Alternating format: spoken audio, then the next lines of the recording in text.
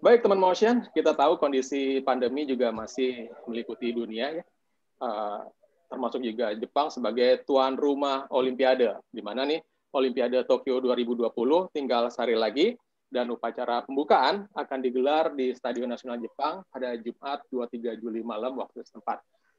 Tapi di tengah kondisi seperti ini, pandemi yang sulit ini, show must go on. Jepang tetap akan melangsungkan Olimpiade dengan kebijakan-kebijakan protokol kesehatan yang ketat tentunya. Dan untuk tahu persiapannya seperti apa, nah gue sudah bersama dengan Mas Adi Prinantio, selaku redaktur pelaksana dari Harian Kompas. Halo Mas, apa kabar Mas? Alhamdulillah baik, Mas Dery. Mas Dery, apa kabar? Sehat, Alhamdulillah Mas. Posisi Baik. lagi di mana Mas? Saya di Jakarta. Jakarta ya Mas ya? Jakarta, ya. Oke, jadi lagi ada di Jakarta, tapi wartawan Kompas ada yang di sana ya Mas ya? Betul, wartawan Kompas ada yang sedang berada di Tokyo, namanya Mas Agung Setiahadi, dan sudah sampai di Tokyo 3 hari yang lalu. Oke, katanya dengar-dengar agak-agak riuh ya Mas ya untuk peliputan Olimpiade Tokyo ini ya Mas ya? Kurang lebihnya demikian, Mas Dery. Jadi kalau bisa saya gambarkan, Mas Agung Setiahadi, wartawan Kompas, itu ada di dalam 13 nama wartawan Indonesia yang mendapat akreditasi untuk bisa meliput. Saya dengar yang benar-benar jadi berangkat ke Tokyo rasanya di bawah 6 orang, salah satunya Mas Agung. Sebelum berangkat ke Tokyo, Mas Agung ini harus menjalani tes PCR selama 7 hari berturut-turut. Alhamdulillah hasilnya bagus, artinya negatif ya. Dan kemudian penerbangan ke Tokyo juga diharuskan yang direct flight ya, langsung dari Jakarta ke Tokyo, tidak boleh pesawat transit. Dan sampai di Tokyo juga masih ada tahap isolasi di hotel selama 3 hari. Alhamdulillah selama isolasi kondisi juga baik, hasil tes juga tetap negatif, sehingga mulai hari ini Mas Dery, Mas Agung itu bisa meliput di bubble atau gelembung Olimpiade, artinya di seputaran arena Olimpiade, Wisma Atlet, Media Center, dan sebagainya. Baru sampai di situ. Oke. Nanti sepanjang Olimpiade nanti, pas peliputan, apakah nanti akan masih ada PCR lagi, Mas, untuk wartawan atau jurnalis, Mas? Rasanya masih ada PCR secara rutin ya. Saya rutin, secara rutin masih akan ada PCR. Karena begini, Mas Dery, setelah Mas Agung ini bisa meliput di gelembung Olimpiade selama 14 hari, ketika 14 hari ini lancar, barulah Mas Agung ini bisa keluar dari gelembung dan bisa masuk ke kota Tokyo, berhak untuk naik kendaraan umum di Tokyo, bisa makan di kafe, bisa ngopi di kafe, dan sebagainya. Jadi liputan ini memang complicated karena di tengah pandemi, sehingga tidak semudah dulu ketika begitu sampai di suatu kota penyelenggaraan, seorang wartawan bisa kemana saja sesuai dengan keinginan yang bersangkutan. Oke, jadi sekarang si Mas Agung sendiri stay di Tokyo saja, nggak bisa ke prefektur lain yang menyelenggarakan gelaran ya Mas ya? Betul, betul. Di Tokyo dan hanya di arena Olimpiade, sebatas arena Olimpiade. Dan menggunakan kendaraan panitia Olimpiade. Gitu. Oh gitu, jadi pokoknya harus free dari transportasi umum ya Mas ya? Iya, betul. Oke. Mas, kita langsung ke Olimpiadenya sendiri nih Mas, karena kan besok kan akan opening ceremony-nya. Secara umum sendiri, bagaimana sih kondisi Tokyo jelang opening ceremony ini, Mas? Baik, kalau kita bicara soal Tokyo, itu sebetulnya di kota Tokyo sendiri hingga beberapa pekan sebelum kepastian penyelenggaraan ini masih terjadi silang pendapat ya antara masyarakat yang tetap ingin Olimpiade Tokyo berlangsung sekarang dan ada masyarakat yang ingin Olimpiade ini ditunda atau bahkan dibatalkan karena seperti kita tahu kasus COVID yang masih belum menentu. Akan tetapi ada gengsi dari pemerintah Jepang rasanya yang membuat bahwa Olimpiade ini tidak bisa ditunda dari sekarang. Yang pertama adalah keinginan besar atau obsesi dari pemerintah Jepang untuk menghadirkan tontonan bernuansa teknologi dalam Olimpiade kali ini. Jadi itu yang ingin dicapai oleh pemerintah Jepang. Kemudian yang kedua, seperti disampaikan oleh Perdana Menteri Shinzo Abe, sejak awal Olimpiade 2020 menjadi kesempatan emas bagi Jepang untuk memperlihatkan kepada dunia bagaimana mereka mampu bangkit kembali setelah tragedi gempa bumi dahsyat menimpa wilayah timur Jepang. Jadi kalau dari total biaya itu sudah mencapai 14,85 miliar dolar AS dikucurkan untuk pembiayaan ini. Salah satunya adalah membangun ulang Stadion Nasional yang sebelumnya untuk perhelatan Olimpiade Tokyo 1964. Jadi penantian dari Jepang itu sejak 1964 sampai sekarang. Cukup lama. Oke, jadi duitnya udah keluar banyak ya, sayang juga ya Mas yang nggak diselenggarain gitu ya Mas ya, kira-kira gitu ya. Betul, meskipun konsekuensinya banyak. Jadi sebetulnya kemeriahan sangat jauh berkurang karena ketiadaan penonton, Mas Dery. Meskipun secara penghasilan uang masuk dari sponsor rasanya masih tetap bisa masuk ke IOC. Saya tidak tahu persentase pembagiannya dengan panitia di Jepang. Tapi mungkin yang sedikit mengurangi gengsi bagi Jepang adalah kemeriahan karena ketiadaan penonton. Tapi itu tetap harus dilalui karena ini sedang dalam pandemi.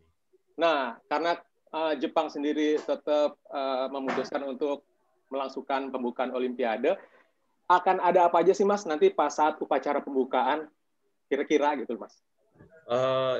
Salah satunya tentu suguhan-suguhan terkait bagaimana Jepang menampilkan inovasi-inovasi teknologi kekinian ya.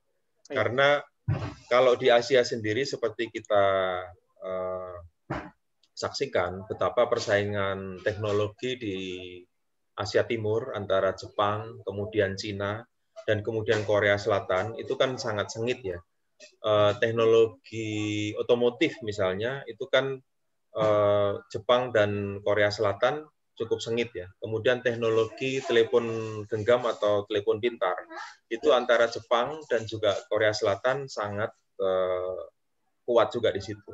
Nah, saya rasa tontonan di balik perhelatan pembukaan itu salah satunya adalah suguhan teknologi yang nanti akan disajikan secara khusus di Stadion Nasional yang tadi saya sebutkan. Digunakan juga di Olimpiade Tokyo 1964. Untuk renovasinya sendiri itu dilakukan oleh arsitek Jepang Kengo Kuma yang mendesain bangunan baru stadion itu dengan biaya mencapai 17,3 triliun rupiah ya, meliputi desain, pembangunan, dan juga perawatan. Jadi saya pikir kemegahan stadion itu juga menjadi sosok tersendiri di tengah upacara pembukaan, selain bagaimana perhelatan nanti yang akan disajikan di tengah upacara pembukaan. Berapa tamu undangan atau penonton yang boleh hadir, Mas, nanti pas pembukaan? Kira-kira. Rasanya mungkin hanya ratusan ya. Hanya ratusan, dan itu dengan protokol kesehatan ketat dan kebanyakan adalah tamu-tamu undangan, dan itu mensyaratkan tes yang ketat seperti halnya yang dilakukan terhadap wartawan. Kalau terhadap seorang wartawan saja, seperti saya katakan tadi, sebelum berangkat ke toko di Indonesia, dia harus menjalani tes PCR 7 hari berturut-turut dan hasilnya negatif, harus negatif. Kalau positif maka tentu ada konsekuensi hari isolasi sampai kemudian negatif dan sebagainya. Itu karena Indonesia ada di negara ring 1, artinya negara yang sangat rawan. Ada juga beberapa klasifikasi lain. Negara ring 2 mungkin dianggap tidak terlalu rawan sehingga tidak mengharuskan PCR selama hari sebanyak itu. Nah, ini dari beberapa negara yang hadir dan kemudian tingkat kerawanan COVID yang beragam. Jadi rasanya Jepang dengan ratusan tamu yang hadir tentu juga mensyaratkan protokol kesehatan yang ketat bagi mereka yang hadir di Stadion Nasional itu. Baik Mas, berarti akan ada pembatasan baik dari jumlah penonton, terus durasinya biasanya kan kalau Olimpiade pembukaan tuh lama ya Mas. Kira-kira durasi akan lebih singkatkah atau bagaimana? Ya, rasanya mungkin akan lebih singkat ya, karena kan selama pandemi juga diminta untuk mencegah kerumunan ya, mencegah kerumunan sehingga ya mungkin kejutan-kejutan teknologi karena betapapun ya penonton daring juga akan banyak yang menikmati bagaimana orang mengakses upacara pembukaan Olimpiade di tengah pandemi itu juga membuat penasaran ya. Rasanya berbagai channel di tanah air juga sudah membuka diri menawarkan semacam paket tontonan ya. Saya lihat di beberapa aplikasi itu sudah menawarkan paket tontonan pertandingan maupun termasuk di dalamnya upacara pembukaan. Sehingga rasanya karena ini juga pamer keunggulan teknologi oleh Jepang, maka di dalam prediksi saya atau taksiran saya, waktunya singkat, tapi kejutan teknologi itu akan menjadi satu kejutan atau satu tontonan yang bakal menarik untuk kita saksikan dalam upacara pembukaan besok, Mas Dery. Baik, Mas, ada bocoran sedikit soal defile kontingen Indonesia seperti apa besok? Kekuatannya berapa, Mas? Ya, Indonesia menampilkan 28 atlet inti dan 1 atlet cadangan dari 8 cabang ya. Kekuatan tim Indonesia memang sejauh ini belum terlalu beranjak jauh dari jumlah itu. Jadi rasanya mungkin ke depan kita mesti memperbanyak jumlah cabang yang bisa kompetitif di dunia internasional. 28 atlet itu terdiri dari 11 pebulu tangkis, 5 lifter di cabang angkat besi, 4 atlet panahan, 2 di atletik, salah satunya adalah pelari Lalu Muhammad Zohri yang terkenal, lalu 2 perenang, 2 di cabang rowing, 1 menembak, dan 2 di cabang selancar. Defilenya saya pikir ya mungkin juga saya belum bisa memprediksi karena harus ada jaga jarak dan sebagainya. Nah, sajian-sajian atraksi defile dan sebagainya rasanya juga akan mencoba diminimalisasi gitu.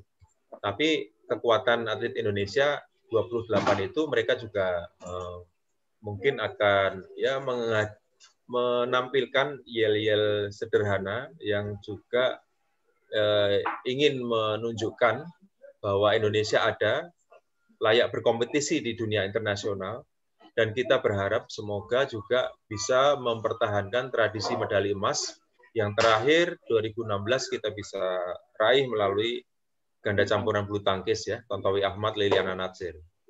Oke. Kapan mulai tanding, Mas, kontingen Indonesia, Mas? Rasanya sehari setelah pembukaan ya, itu sudah ada atlet kita yang bertanding di cabang angkat besi. Jadi kalau menurut laporan Mas Agung Setiahadi hari ini, lifter Eko Yuli Irawan yang masih diandalkan dan lifter Denny itu sudah mencoba arena angkat besi dan sudah berlatih di lokasi tempat pertandingan, perlombaan. Dan juga atlet bulu tangkis juga sudah bergabung di Tokyo karena sebelumnya mereka berlatih dulu di kota Kumamoto. Jadi rasanya sih persiapan untuk menuju pertandingan sudah dilakukan. Jadi kondisi atlet kita bisa dibilang sudah oke lah, Mas ya, untuk Olimpiade Tokyo. Sejauh ini sesuai laporan Mas Agung Setiahadi di Tokyo, kondisinya baik-baik saja. Kita berdoa Mas Dery karena banyak kejadian yang kurang menguntungkan di tengah pandemi. Kita tahu ketika tim catur Indonesia bertanding di Olimpiade Catur di Sochi di Rusia, itu Grandmaster Susanto Megaranto mendapat hasil bahwa tesnya positif ketika dia sedang berlaga, sehingga di tengah laga harus mengundurkan diri. Kemudian Irene Karisma dan Medina Warda Aloya meskipun negatif juga harus mengundurkan diri demi kepentingan tim yang lain, pecatur yang lain. Nah, kita berdoa semoga hal-hal semacam ini tidak terjadi. Demikian pula dengan insiden ketika All England, ketika tim Indonesia juga diminta untuk mengundurkan diri. itu terasa sangat pahit ya. Nah, ini event perhelatan olahraga akbar yang 4 tahunan sekali sudah tertunda dari tahun lalu menjadi kalau dari 2016 ini artinya sudah 5 tahun setelah 2016. Nah, ini jangan sampai potensi atlet-atlet kita di usia emas mereka ada hambatan-hambatan atau ganjalan-ganjalan terkait COVID-19. Kita berdoa semoga semua lancar. Amin, amin Mas. Karena kan kalau saya pribadi sih melihatnya Mas seperti All England kemarin, trikinya tuh kan sebenarnya ada di pihak panitia ya Mas ya, kalau untuk masalah seperti itu ya Mas. Entah yang satu amit-amit nih kena positif, nanti berdampak ke yang lain domino, jadi efeknya domino. Jadi yang satu, yang lainnya harus digugurin juga. Ada potensi seperti itu nggak sih Mas? Begini, Mas Dery, kalau saya lihat, kalau berkaca dari tim bulu tangkis, mereka sangat mengambil hikmah atau pelajaran dari peristiwa di All England. Jadi jumlah hari ketika tim ini tiba di Tokyo dan kemudian menuju Kumamoto sudah disesuaikan dengan jumlah total hari isolasi yang diwajibkan oleh panitia untuk tim dari luar negeri. Sehingga ketika masuk ke Tokyo, mereka sejauh ini tidak ada masalah. Ini syukur alhamdulillah, puji Tuhan, layak disyukuri. Nah, semoga ke depan juga dengan kehati-hatian semua pihak, artinya para pemain juga taat dengan protokol kesehatan, tidak kemana-mana, tidak melanggar aturan yang sudah ditetapkan oleh official dan panitia. Semua terjaga sehingga aman dari pandemi COVID, berlaga dengan kemampuan terbaik, menyuguhkan hasil latihan, mempertontonkan keahlian terbaik saat berlaga sehingga bisa mencapai prestasi terbaik, Mas. Oke, Mas, balik lagi ke penyelenggaraan nih, Mas. Ada berapa prefektur sih, Mas, yang menggelar pertandingan dan di mana saja yang boleh dihadiri oleh penonton, Mas? Rasanya sih di Seantero Tokyo ya. Seantero Tokyo itu menjadi arena pertandingan. Kemudian untuk penonton umum memang tidak ada sama sekali ya. Tidak ada sama sekali. Sehingga memang penonton ya hanya panitia, kemudian official, tim yang berlaga, dan kemudian wartawan. Rasanya seperti itu. Kemudian tim medis ya, karena ini sedang pandemi. Jadi betul-betul ini pertaruhan bagi Jepang, pertaruhan bagi Tokyo, Mas Dery, untuk mempertunjukkan bahwa mereka siap menggelar Olimpiade di tengah pandemi tanpa kemudian menjadi klaster penularan COVID. Ya. Untuk itu memang mereka sejak awal memastikan ketiadaan penonton. Biasanya kan kalau setiap event besar kayak Olimpiade, Piala Dunia kan suka ada festival nih Mas. Tokyo saat ini nggak ada Mas atau gimana? Rasanya di FanFest tidak ada ya. FanFest, semua FanFest tidak ada karena memang FanFest itu berkonsekuensi adanya kerumunan ya. Nah, kemungkinan yang masih ada ya mungkin toko souvenir itu ya hanya akan didatangi oleh masyarakat Tokyo. Kemudian ya tim yang bertanding, kemudian wartawan. Jadi kemeriahan mungkin saya prediksi akan banyak kemeriahan di dunia maya ya. Nah, masyarakat Tokyo itu sendiri kemungkinan yang akan hadir di berbagai arena, tapi saya rasa karena ketiadaan penonton mereka juga hanya akan bisa hadir di seputaran arena atau souvenir shop gitu, dan mungkin berfoto di logo-logo Olimpiade yang banyak berada di seputaran Tokyo, kota Tokyo. Oke, Mas, kan di Tokyo 2020 ini kan ada beberapa cabang baru nih Mas yang dipertandingkan ya Mas ya.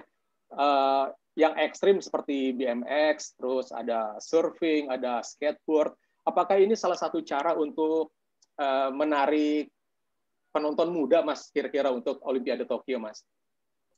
Iya, betul. Kalau Olimpiade itu kan sudah berlangsung sejak lama ya, puluhan tahun yang lalu. Ini sejarah panjang.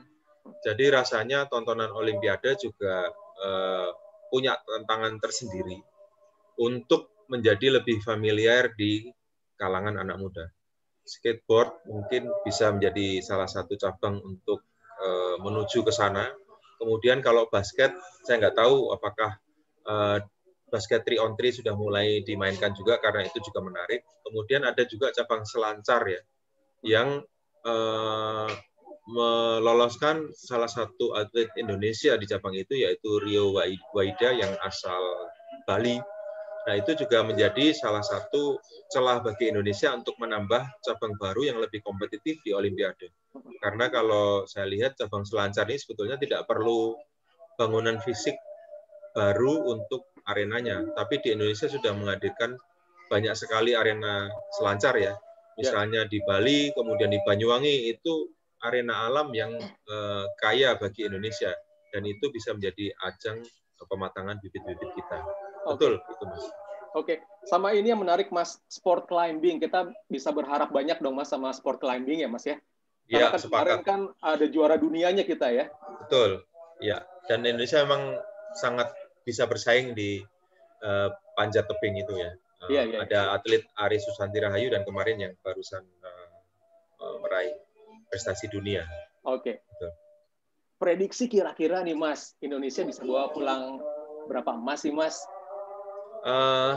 Kalau tradisi, saya berobsesi, punya keinginan ya. Indonesia yang pertama adalah mempertahankan tradisi emas. Jadi minimal 1 medali emas itu harus kita raih untuk mempertahankan tradisi itu. Kita hanya gagal di Olimpiade London 2012 tanpa emas. Sejak Barcelona 1992 ketika Susi Susanti sampai sekarang hanya bolong di situ lah ibaratnya seperti itu. Nah, kita harus berhasil mempertahankan itu, Mas Dery, dan peluang mungkin terkuat di ganda putra. Apakah Hendra Setiawan Muhammad Ahsan atau Marcus Gideon Kevin Sanjaya. Akan tetapi sebagai orang Indonesia, kita sama-sama pengen kalau bisa kali ini ada lebih dari 1 emas ya.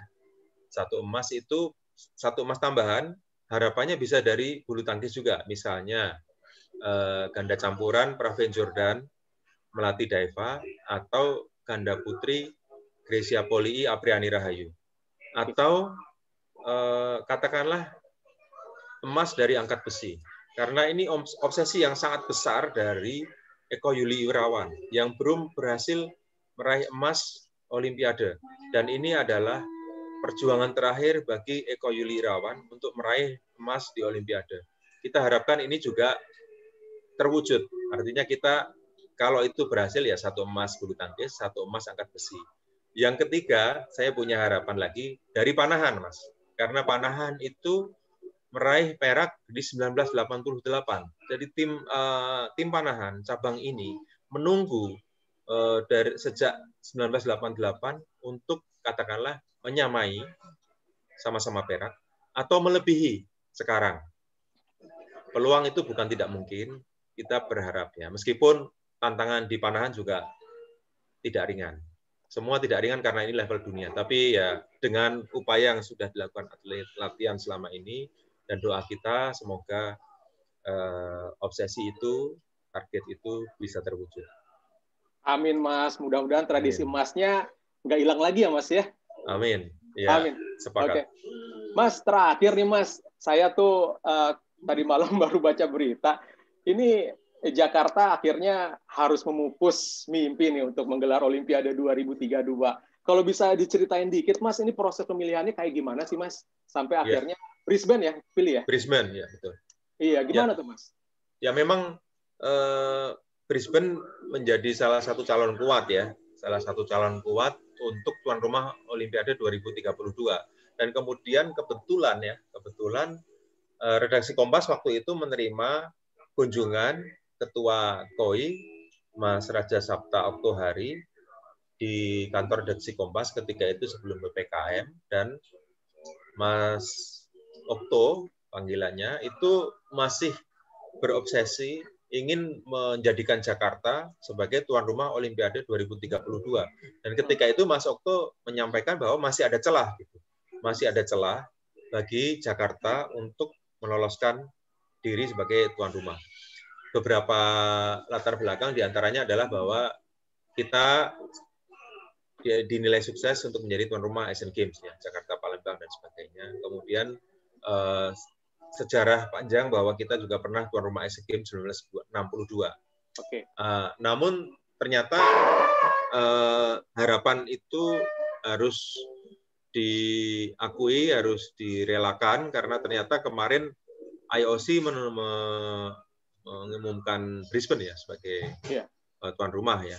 Sehingga rasanya Jakarta juga harus menahan diri lagi untuk menjadi tuan rumah Olimpiade. Jadi prosesnya memang bidding, ya, bidding beberapa kota, dan kemudian kelayakannya IOC melihat Brisbane yang paling siap untuk menjadi tuan rumah Olimpiade. Jadi ini setelah tahun 2000, ya, tahun 2000 kan Sydney itu menjadi tuan rumah Olimpiade. Jadi